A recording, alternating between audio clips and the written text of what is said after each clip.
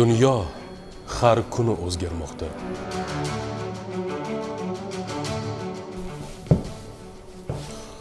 Zamonning bugungi qiyofasini sharhlashga, izohlashga, tushuntirib berishga manaman degan nuqtadon siyosatshunoslar ham, tahlilchi-yu tafsirchilar ham ojizlik qilmoqda.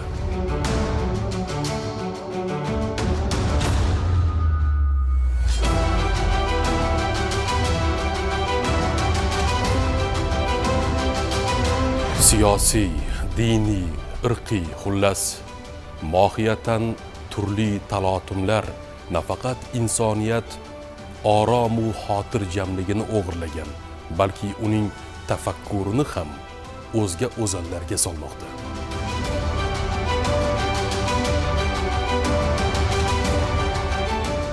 Umum insoniy qadriyatlar, ma'naviyat, ma'rifat, madaniyat, san'at kabi ezgu tushunchalar, odamiylik singari qadriyatlar, mehr, muhabbat degan insoniy tuyg'ular bugun bir qadar xira tortganday. 21-asrga kelib insoniyat bir haqiqatni butun borlig'i, har bir hujayrasi bilan his etmoqda. Inson bo'lib qolish tobora murakkablashayapti. Bunday murakkab sharoitda tinchlikparvar, taraqqiyparvar davlatlar oldida nihoyatda murakkab va og'ir yo'l qoladi. Bu o'zlikni, milliylikni saqlash yo'li. Yangi O'zbekiston ham ana shu yo'lda.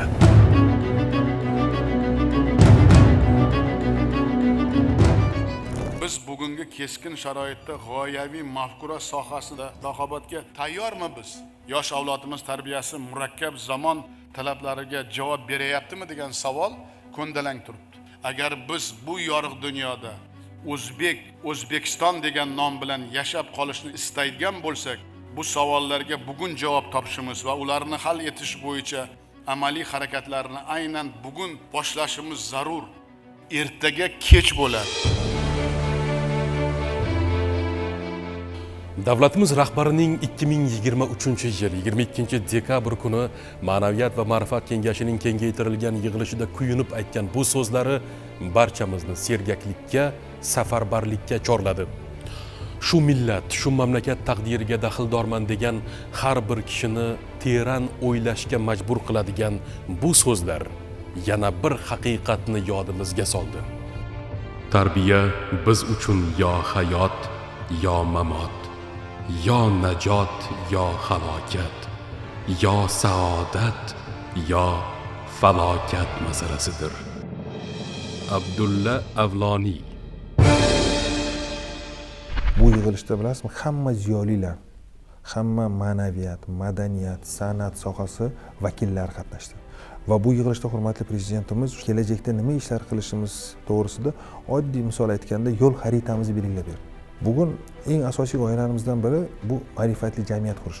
Har bir jamiyatimiz a'zosi ilm olish, bu katta sharaf. 3-Renessansning ham g'oyasini maqsadi ma'rifat-ku. Bunda birinchi vazifa bo'ldiki, ziyolilarni birlashtirish, ziyolilarni uyg'otish. Bekorga 100 yil oldin Jadid bobolarimiz bir gap aytmagan, millatni uyg'otmoq ziyolilarning ishi. Lekin ziyolilarni o'zini uyg'otish oldimizda turgan katta masala bo'ldi. Bugun respublikada ma'naviyatga va ma'rifatga javob beradigan 44 ming nafar davlat xizmatchisi bor. Biz birinchi bu topshiriqlarni kim bilan bajarishimiz kerak degan oldimizga vazifa qo'ydik. Va aniq maqsadli shunda bildikki, bu 44 mingta bular kim?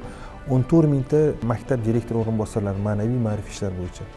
Bu oliy ta'lim muassasasida prorektorlar, dekanlar, tyutorlar, bog'chalarda uslubchilar, undan so'ng 109 ta vazirlik idorada ma'naviy ma'rifiy ishlarga javob beradigan shaxslar, undan so'ng mahalla raislari va 15 ming nafar hajga borib biz ma'naviyat fidoyisimiz deb qaytib kelganlar.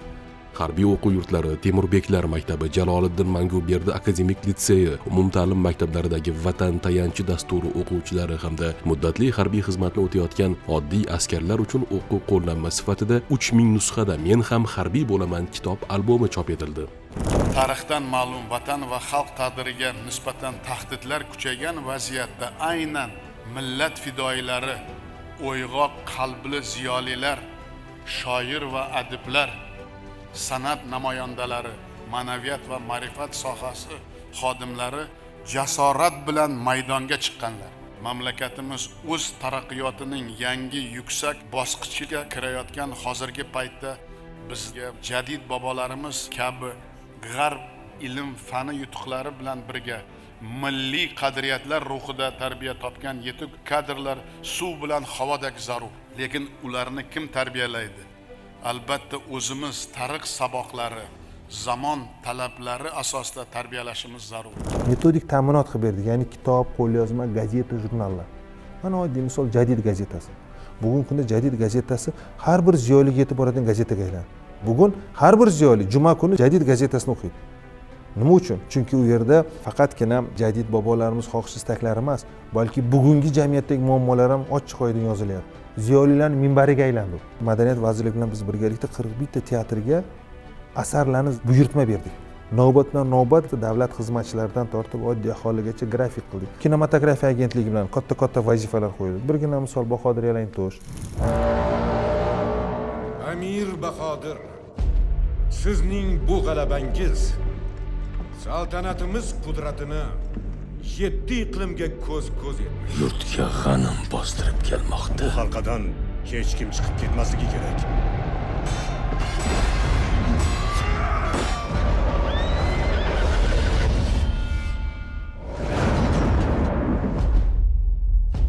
Ona zamin uchun, ota yurt uchun jonim fidodir. 10 ga yaqin jadid bobolarimiz haqida kino. Bularni yoshlarga qo'yib bersak, qancha bu ta'sirli bo'lyapti. Hurmatli prezidentimiz yig'ilishda milliy kontent masalasida to'xtalib o'tdi. 1 milliarddan ortiq odam kuniga YouTube'ga kirib 1 soat foydalanadi. Lekin YouTube'dagi kontentlarning 95% bemalol aytishimiz mumkin, g'arb kontentlari. O'tgan yili bor yo'q ijtimoiy tarmoqlarda a'zolarimiz 1400 ta edi. Bugun 900 mingta. 14 ta viloyat, 280 tumanda kontentlar. Bu kengashdagi hamma topshiriqlar bajarildi. Raqamli formatda Agar tok shousi, Ustoz loyihasi, Buyuk millat tarixi, O'zbek udumlari, M-Digest, gazetalar sharhi, Nima, qachon, qayerda, Matonat, siyosiy ma'rifat soati, Qonli oktyabr, Jasorat, audio mutolaa, teatr kuni, Ziyolilar minbari, Hayrat, Bank singari teleloyihalar yaratildi. Bugungi O'zbekiston kechagi O'zbekiston emas. Bugungi xalqimiz ham kechagi xalq emas. Shavkat Mirziyoyev, O'zbekiston Respublikasi prezidenti. Shunday ekan, biz uchun hayot-mamot masalasi sanalmish milliy tarbiya ishini eskicha qarash va yondashuvlarda davom ettirishga haqqimiz yo'q. Ma'naviyat va madaniyat sohasidagi ishlarimiz uchun metodik asos bo'lib xizmat qiladigan milliy g'oyamizni rivojlantirish bo'yicha alohida dasturiy hujjat ishlab chiqishimizning vaqt soati keldi deb o'ylayman. Zamon tez o'zgaryapti. Bugun yangi tahdidlar, kechagi rejangiz bugunga to'g'ri kelmayapti. Bugun gapingiz ertangi amalga oshirishga kelguncha eskirib qolyapti. Chunki jamiyat, dunyo tez o'zgarib boryapti. Xuddi shunday 25-yilda oldimizga asosiy qo'yilgan vazifalardan biri bu yoshlar tarbiyasini ishlash. Qanday qilib uzluksiz tarbiya tizimini bog'cha, maktab, universitetlar bilan asosiy fokusimiz ishlash. Chunki shu 3 ta joyda 12 millionga yaqin bizning bolalarimiz bor bugungi kunda. Xuddi shunday endi ma'naviyat tadbiri, madaniyat tadbirlarini sondan sifatga o'tkazish. Bitta bo'lsin bir oyda. Lekin u tadbir shunday bo'lsinki, yoshlarimiz umrining oxirigacha esda qoladigan tadbir bo'lishi kerak. Shuning uchun bu yil mana maktabgacha va maktab ta'lim vazirligi bilan birgalikda birinchi marta 10 mingta maktab uchun yagona ma'naviyat kalendarini qilib berdik. Bir oyda 2 ta tadbir bo'ladi. Lekin unga puxta tayyorlangan, yoshlarimizga nima beradi degan ma'noda. Davlatimiz rahbari tashabbusi bilan o'tgan vaqt mobaynida ma'rifatparvar bobolar g'oyalarini o'rganish va rivojlantirish bo'yicha prezident qarori qabul qilindi. Shuningdek, Buxorodagi tarixiy maskanda Jadidlar merosi davlat muzeyi ochildi. Jadid nomli yangi gazeta tashkil etildi. So'nggi yillarda ma'naviy ma'rifiy sohalarda katta ishlar amalga oshirilmoqda. Ma'naviyat va ijodni qo'llab-quvvatlash maqsadli jamg'armasi hamda ijtimoiy ma'naviy tadqiqotlar instituti tashkil etildi. Respublika ma'naviyat va ma'rifat markazi tizimidagi xodimlar soni 2 karra oshirildi. Ularni moddiy rag'batlantirish choralari ko'rildi.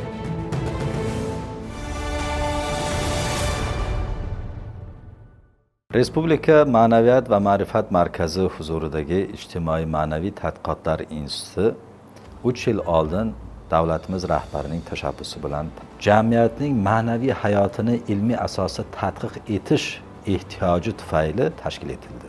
Shu paytgacha mana shunday aqliy markaz O'zbekistonda mavjud emasdi. O'tgan yillar davomida shu sohaga daxldor bo'lgan olim va mutaxassislarni to'plab o'ziga xos bir platforma yaratishga muvaffaq bo'ldik. Har yili, jumladan 2024-yil biz har chorakda bitta konferensiya o'tkazamiz. Ilmiy amaliy konferensiyamizning boshqa shu turdagi konferensiyalardan nimasi bilan farq qiladi? Birinchidan, dolzarb mavzularni, mana bugungi kunning masalalarini konferensiya doirasida ilmiy tadqiq etish bilan shug'ullanamiz. Hosil bo'lgan ilmiy xulosa va kuzatuvlar albatta Ma'naviyat va ma'rifat markazining ish rejasi va uning tuzilmalarida o'z aksini topadi va amaliyotda tatbiq etiladi. 2024-yilda respublika miqyosida sotsiologik so'rovnoma o'tkazildi. Shu narsa ma'lum bo'ldiki, aholining 82% jamiyatdagi islohotlar har bir insonning hayotiga jiddiy ijobiy ta'sir ko'rsatganini e'tirof etadi. 88% ga yaqin aholi islohotlar tufayli jamiyatdagi, ya'ni mamlakatdagi hayot yaxshilanib bormoqda degan fikrni aniq, qat'iy bayon etgan. Oyna.uz portalida 4 bosqichda kitoblar aro 80 kun marafoni tashkil etildi. Marafon 4 ta bosqichga bo'linib, jami 36.026 nafar ishtirokchi qatnashdi. Marafon doirasida kitob ulash, kitob sevarlar challengelari, foto kitob hamda 100 so'z esselar tanlovi o'tkazildi. Davlatimiz rahbarining 3 ta'rifiga e'tibor qilaman doim. Birinchi ta'riflari ma'naviyat eng ta'sirchan, qudratli qurolimiz. Qachonki uni ta'sirchanligi ta'minlansa targ'ibotni, demak u qudratli qurolga aylanadi. Keyingi ta'riflari iqtisodiyot jamiyat hayotining tanasi bo'lsa, ma'naviyat uning joni va ruhidir. Shunday ekan, unga jon va ruh baxsh etadigan ma'naviyat va ma'rifat degan tushuncha bor. Bu tuyg'u inson qalbiga chuqurroq kirib borsa, u ko'p muammolarning yechimiga yo'l ochadi. Ma'naviyatga 3-ta'rif. 3 ta'rif zamirdagi kuchni yanada aniqroq tasavvur hosil qilish mumkin. Ma'naviyat boshqa sohalardan 10 qadam oldinda yurish kerak. U yangi kuch va yangi harakatga aylanish kerak. Ma'rifat targ'ibotchilariga shunday bir vazifa qo'yildiki, xalqni ongiga, shuuriga, ya'ni ichiga kirib borish va ularning muammolari, dardi, tashvishlari bor. Shular bilan bog'liq holda o'zining mulohazalarini bildirish, ularga maslahat berish, ularga bilim berish, yo'nalish berish va bugungi kundagi islohotlarning mazmun mohiyatini sodda, ravon, aniq tarzda yetkazish masalasi qo'yildi. Eng yirik ijtimoiy loyihalarimizdan bittasi biz bir bo'lsak yagona xalqmiz, birlashsak vatanmiz shiori ostida Ma'naviyat festivali. 90 kun davomida davom etgan ushbu festivalimiz 208 ta tuman, 810 ga yaqin mahallalarda, eng chekka hududlarda ushbu targ'ibot, tashviqot ishlari tashkil etildi. Shunga o'xshash 10 dan ortiq ijtimoiy loyihalar amalga oshirildi. 2024-yil Respublika Ma'naviyat ma'rifat markazi, Islom sivilizatsiyasi markazi, O'zbekiston mahallalari uyushmasi, Yoshlar ishlari agentligi bilan hamkorlikda Ma'rifat karvoni loyihasi tashkil etildi. Ushbu karvonning asosiy maqsadi etib O'zbekistonda diniy, ma'rifiy sohada amalga oshirilayotgan islohotlar va yoshlarga berilgan imkoniyatlarni ziyolilarga yetkazish va ziyolilar orqali aholiga targ'ibot va tashviqot ishlarini manzilli tashkil etish maqsadida tashkil etildi. Respublikada 68 nafar ma'rifat targ'ibotchilar jamiyati a'zolari, ziyolilar, olimlar, professorlarimiz Qoraqalpog'iston Respublikasi, viloyatlar va Toshkent shahrida ziyolilar bilan uchrashuvlar, anjumanlar, forumlar tashkil etildi. Respublikamizdagi barcha ziyolilarni yagona platformaga birlashtirish eng asosiy maqsad etib olingan edi va bu narsaga qisman bo'lsa-da erishdik deya olaman. O'zbekistondagi Islom sivilizatsiyasi markazi, O'zbekiston mahallalari uyushmasi, Yoshlar ishlari agentligi bilan birgalikda 14 ta hududda Ma'rifat karvoni loyihasi amalga oshirildi. Ma'rifat karvoni doirasida 42 ta tadbir o'tkazilib, 57.650 nafar ishtirokchi qatnashdi.